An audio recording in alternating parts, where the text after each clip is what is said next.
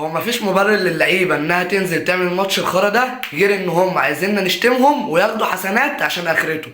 وربنا حسام حسن مش قادر يجريلك. انت عندك مدرب الاردن لما شافك خايف راح نازل ضغط على طول على الفريق لغايه ما جاب الجون الاول.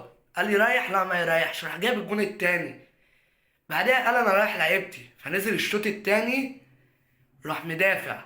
انك تعرف تجيب جون مش هتعرف. اصل انت كده كده لو قعدت من النهارده لبكره مش هتعرف تسجل فيه. اصل انت كده كده قصاد الفرقتين التانيين اللي انا كنت هينهم معرفتش تسجل ولا تلعب.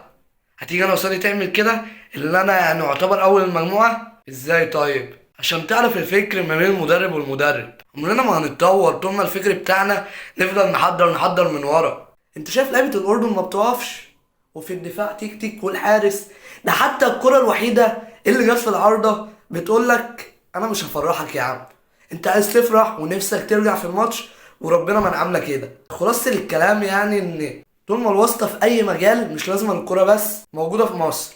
وربنا مش تفخيما في حاجة، بس انا وعشرة من اصحابي اللي بنروح نلعب حجز كورة هنقدم احسن من كده بكتير. وربنا وعارف حتى مش هنجيب حارس، هنبدل في الحراسة.